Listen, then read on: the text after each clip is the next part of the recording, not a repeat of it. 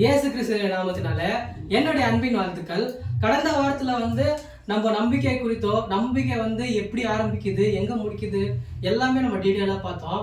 அதே போல ஆண்டவர் இன்னைக்கு உங்ககிட்ட என்ன வார்த்தை, என்ன டாபிக்கை பத்தி பேச விரும்புறாரு நீங்க கேட்டீங்கன்னாக்கா, குணமாக்குவார் அப்படின்ட்டு ஆண்டவர் சொல்றாரு.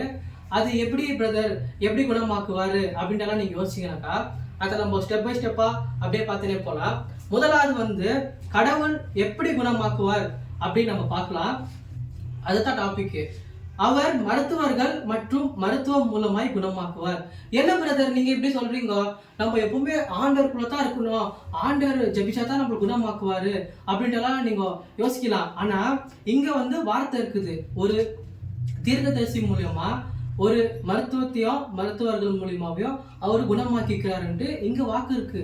அப்படிங்களா பிரதர்? அப்போ இப்போ எனக்கு டாக்டர் சொல்லிட்டாரு, இந்த மாதிரி நான் செத்துருவேன், எனக்கு நிறைய சீரியஸா இருக்கிற ஒரு பெரிய வியாதி இருக்கு, நான் செத்துருவேன்ட்டு டாக்டர் சொல்லிட்டாரு பிரதர், அப்போ நான் செத்துருவேனா அப்படின்னாலாம் நீங்க யோசிச்சீங்கன்னாக்கா, அதே போலதான் இங்க ஒருத்தருக்கு சொல்லியிருக்கிறாரு, நீங்க செத்துரு போயிடுவீங்க அப்படின்னு சொல்லிட்டு. அப்போ ஆண்டவருடைய வார்த்தை என்னவா இருந்திருக்குன்ட்டு நீங்க கேட்டீங்கன்னாக்கா, உங்களுக்கு ஒரு புதிய உற்சாகம், புதிய பலன் வரும்.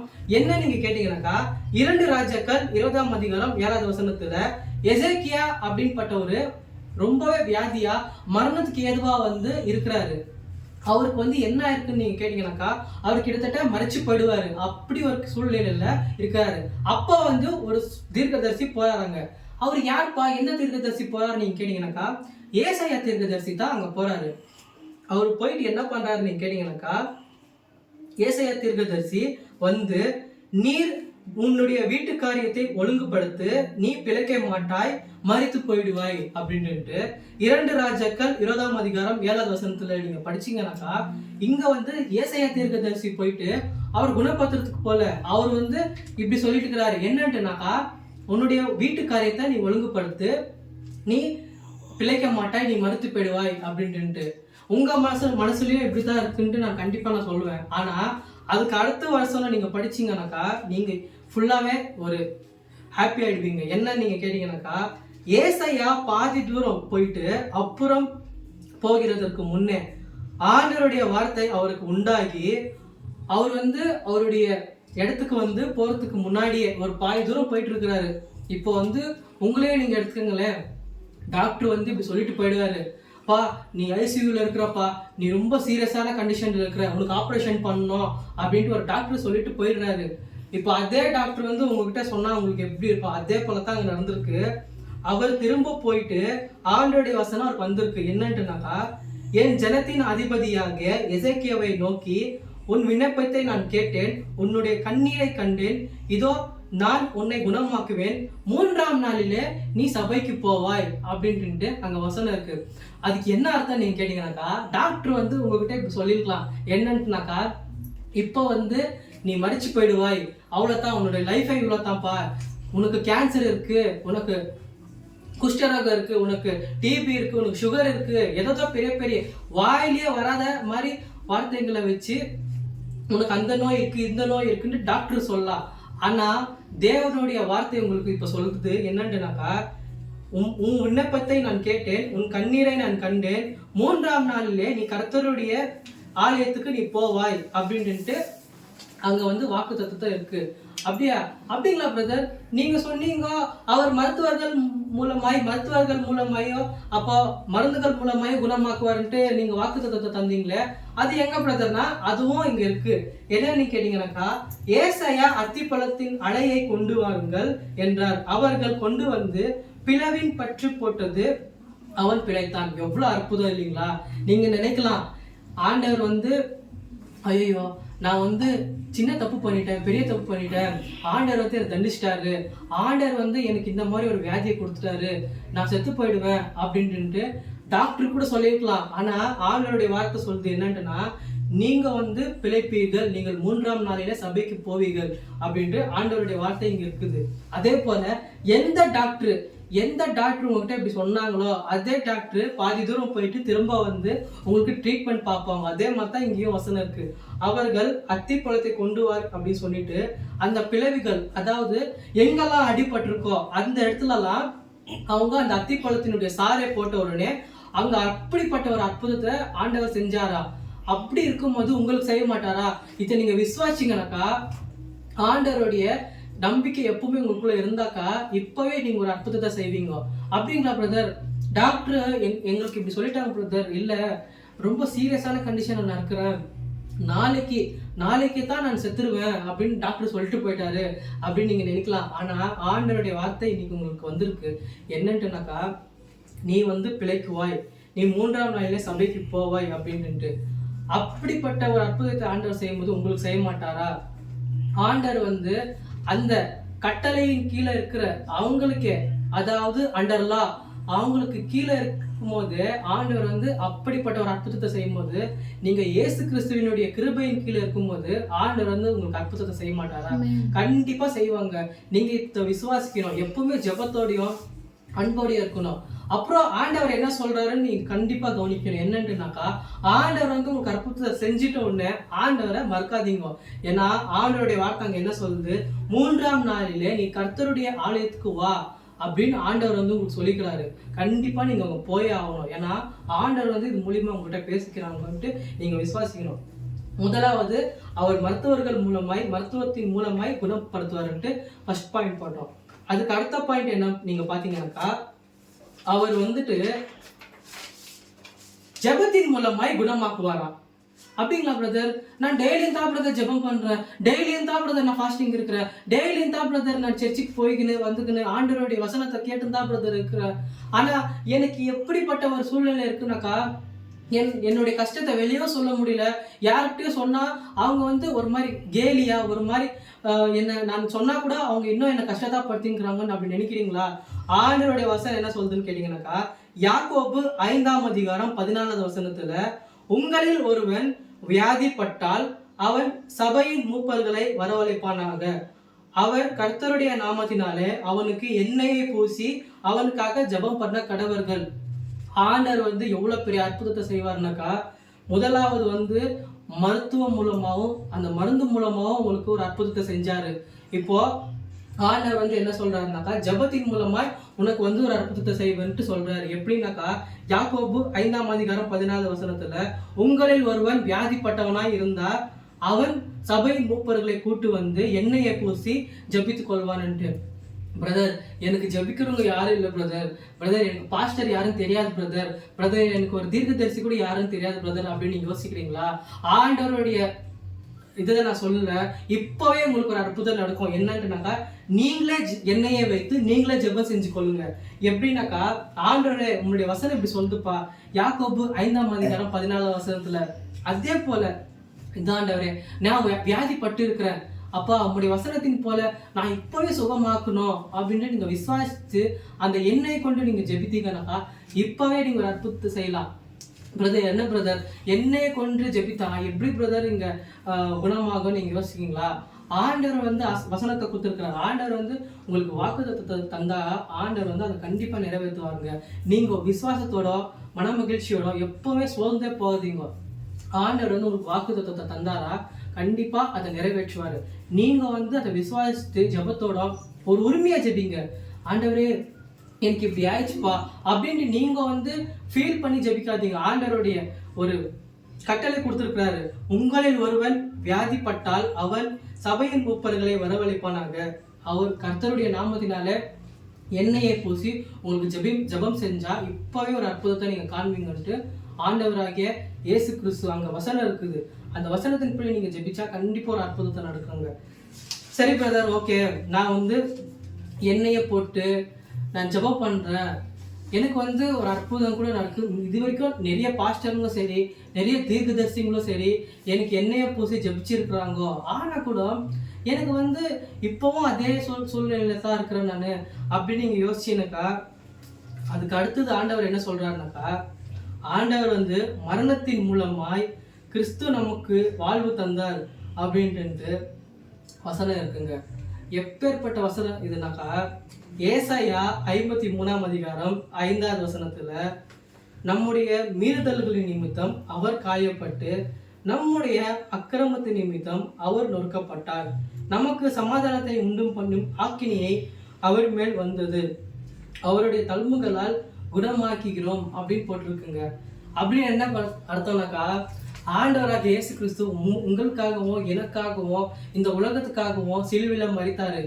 அவருடைய ரத்தத்தினாலே கண்டிப்பா உங்களுக்கு இருக்க எந்த மாதிரி வியாதியா இருந்தாலும் போயிடும்ட்டு அந்த வசனம் சொல்லுது. அதுதான் மூணாவது பாயிண்ட். மரணத்தின் மூலமா இயேசு கிறிஸ்து வந்து என்னை மீட்டு கொண்டாரு. இதை நீங்க விசுவாசிக்கணும். என்னன்ட்டுனா, நீங்க யாத்திராகமம் 12ஆம் அதிகாரம் படிச்சீங்கன்னாக்கா, அங்க வந்து 30 லட்சம் ஜனத்தை ஆட்டுக்குட்டி உடைய ரத்தத்தை வைத்து அவர் வந்து சொஸ்தமாக்கிக்கிறாரு.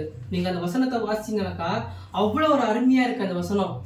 ஆட்டுக்குட்டியோட ரத்தத்துக்கு அவ்வளோ ஒரு வல்லமைனாக்கா, நம்ம இயேசு கிறிஸ்துடைய ரத்தத்துக்கு எவ்வளவு வல்லமை இருக்குங்க. அவங்க வந்து கட்டளையின் கீழே இருந்தவங்க, அவங்களுக்கே அப்படி ஒரு அற்புதத்தை செய்யும் போது நம்ம கிருபையின் கீழே நம்ம இருக்கிறோம், நம்மளுக்கு அற்புதம் நடக்காதா? நீங்க இதை விசுவாசிக்கணும். நீங்க இதை விசுவாசிச்சு வார்த்தையின்படி நீங்க ஜெபித்தா கண்டிப்பா உங்களுக்கு ஒரு அற்புதம் நடக்குங்க. ஆண்டவர் வந்து முதலாவது வந்து மருத்துவத்தின் மூலமோ மருத்துவத்தின் இருக்கிற மருந்தின் மூலமாகவும் உங்களை குணப்படுத்துவேன்ட்டு சொன்னாரு. அதுக்கு அடுத்தது ஜெபத்தின் மூலமாய் குணமாக்குவேன் அப்படின்னு சொன்னாரு. அதுக்கு அடுத்தது என்னன்னு கேட்டீங்கன்னாக்கா, மரணத்தின் மூலம் ஆண்டவர் வந்து என்னை சுகமாக்கிக்கிறாரு அப்படின்ட்டு வாக்குத்தத்தம் இருக்குது. இதை வந்து நீங்க எப்பவுமே ஜெபித்தீங்கன்னா எப்பவுமே கண்டிப்பா ஒரு அற்புதத்தை நீங்க காணலாம். சரி பிரதர், ஓகே, நான் வந்து ஹாஸ்பிட்டலுக்கு போய் பார்த்தேன், எனக்கு மருந்து மாத்திரை எழுதி கொடுத்தாங்க, நான் மருந்து மாத்திரை போட்டு பார்த்தேன், எனக்கு சரியாகல பிரதர், நான் இப்போ என்ன செய்யணும்? அதே போல் இப்போ நீங்கள் சொன்னீங்க ஒரு சபையினுடைய மூப்பரை கூட்டிட்டு வந்து எண்ணெயை பூசி ஜபித்து வைத்துக்கோ அப்படின்னு சொன்னீங்க. ஆனால் எனக்கு பாஸ்டரையும் தெரியாது, நான் எந்த சர்ச்சுக்கும் போனதோ இல்லை, எனக்கு யாரையுமே தெரியாது பிரதர், நான் யார் பிரதர் கூப்பிட்டு வந்து ஜபிக்கலாம் அப்படின்னு யோசிக்கிறீங்களா? அதே போல் இன்னொன்று நான் சொன்னேன், ஆண்டவருடைய நம்முடைய மீறுதலினால அவர் வந்து சிலுவையில் அறையப்பட்டு அவர் வந்து நமக்காக ரத்தத்தை சிந்தி உங்களுக்கு பரிபூர்ண சுகத்தை கொடுத்துட்டாரு அப்படின்னு வாக்குத்தத்தம் இருக்கு. பிரதர், நான் தினந்தோறும் சபைக்கு போறேன் பிரதர், நான் நம்புறேன் பிரதர் ஆண்டவர், ஆனா இப்போ கூட எனக்கு ஒரு அற்புதத்தை கூட நடக்கல, நான் என்ன செய்யட்டும் அப்படின்னாக்கா, அடுத்த வசனம் என்ன நீங்க கேட்டீங்கன்னாக்கா, ஆண்டவர் வந்து அற்புதத்தின் மூலமா உங்களை குணமாக்குவாருங்க. என்ன பிரதர், ஃபர்ஸ்ட் என்ன சொன்னீங்கன்னாக்கா, மருத்துவத்தின் மூலமாகவும் குணமாக்குவேன் அப்படின்னு சொன்னீங்க. அதுக்கு அடுத்தது வந்து ஜபத்தின் மூலமா குணமாக்குவேன்னு சொன்னீங்க. அடுத்ததுக்கு வந்து இயேசு கிறிஸ்துவின் மூலமா உங்களுக்கு சுகமாயிடுச்சு அப்படின்னு சொன்னீங்க. இப்போ என்னன்னாக்கா அற்புதம் மூலமாய் குணமாக்குவேன் அப்படின்னு சொல்றீங்கன்னாக்கா, ஆண்டவர் வந்து வார்த்தையை கொண்டு கூட குணமாக்குவாருங்க. ஏன்னா அவர் வாக்குத்தத்தத்தை செஞ்ச ஆண்டவர், உங்களை எப்பவுமே அவர் கையை விட மாட்டாரு. அதுக்கு அடுத்தது என்னன்னு கேட்டீங்கன்னாக்கா, அவர் அற்புதங்கள் மூலமாய் குணமாக்குவார். அப்படிங்களா பிரதர்? எப்படிப்பட்ட அற்புதம் எனக்கு நடக்கும்? நான் வந்து ஆண்டவர் வந்து இது வரைக்கும் நான் சர்ச்சுக்கு கூட போனதில்லை, எனக்கு எப்பவுமே ஒரு நம்பிக்கை கூட இருந்ததில்லை, அவ்வளோதான் நினைக்கிறீங்களா? ஆண்டவர் வந்து உங்களுக்கு என்ன வாக்கு தராருன்னு கேட்டீங்கன்னாக்கா, லூக்கா 5ஆம் அதிகாரம் 12-13 நீங்க வாசிங்கனாக்கா, அவர் ஒரு பட்டணத்தில் இருக்கையில் குஷ்டரோகம் மனுஷன் இயேசுவை கண்டு முகங்குப்புறம் விழுந்து, உமக்கு சித்தமானால் என்னை சுத்தமாக்கும் என்று கேட்டுக்கொண்டான். எப்படிப்பட்ட ஒரு வசனம்னாக்கா, குஷ்டரோகம் வந்து வந்திருந்தாக்கா 1 வருஷம் 2 வருஷம் அது கியூர் பண்றதுக்கே இவ்வளவு வருஷம் தேவைப்படும். 1 வருஷம் இல்ல 2 வருஷம், அது கூட கன்ஃபார்ம் இல்லை அப்படின்ட்டு சொல்லுது. என்னன்ட்டுனாக்கா, குஷ்டரோகம் பிடித்து இருக்கிறவர்கள் வந்து 1 வருஷத்துல இருந்து 2 வருஷம் இல்லை 3 வருஷம் கூட ஆகும். அப்படி இருக்கும்போது ஆண்டவர் வந்து என்ன சொல்றாருனாக்கா, ஆண்டவர் அவருடைய கையை நீட்டி அவனை தொட்டு எனக்கு சுத்தமாகு அப்படின்னு சொல்லியிருக்கிறாரு. இந்த வசனத்தை நீங்க படிச்சீங்கன்னாக்கா எப்படி ஒரு அற்புதம் நடந்திருக்குனாக்கா, அவர் வந்து எனக்கு சித்தம் உண்டுப்பா, உனக்கு வந்து ஒரு அற்புதத்தை நடக்கும் அப்படின்னு சொல்லி கையை நீட்டு அவர் வந்து அவன் மேல இருக்க எல்லா குஷ்டரோகம் அப்படியே ஒரு நொடி பொழுதுல அப்படியே மாயமா போயிடுச்சான்.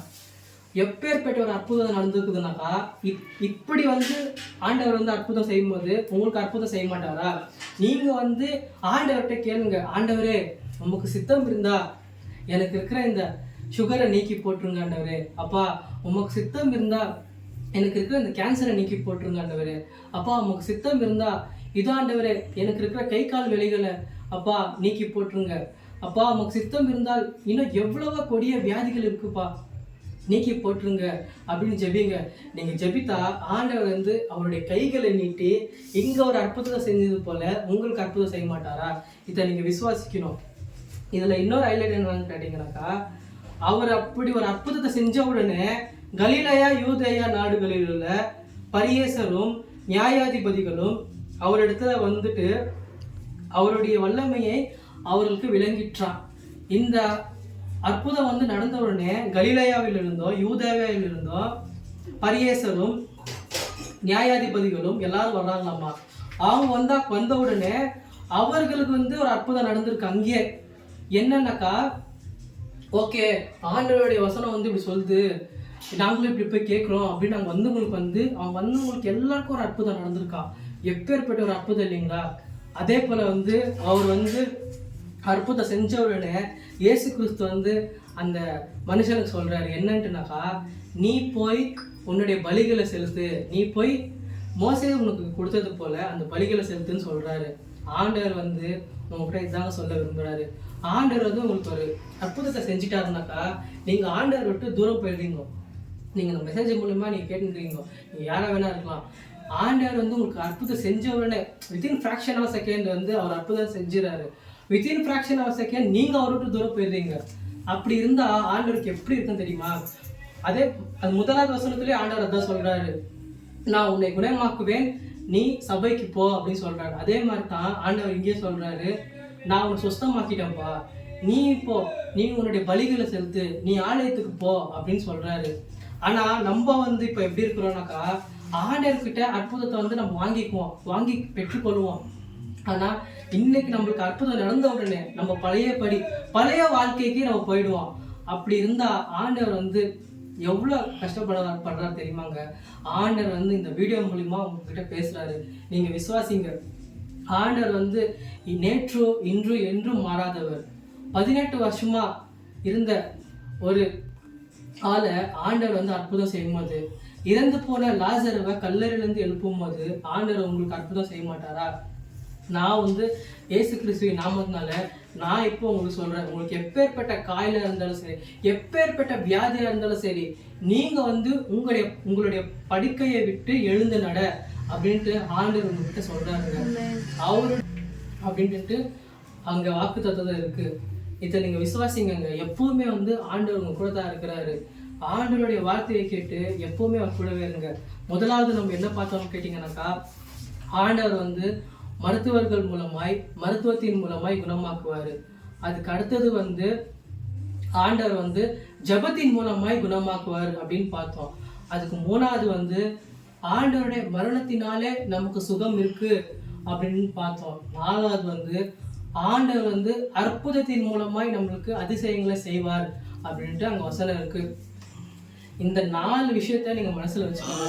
ஆண்டவர் வந்து உங்களுக்கு குணமாக்குவாரு.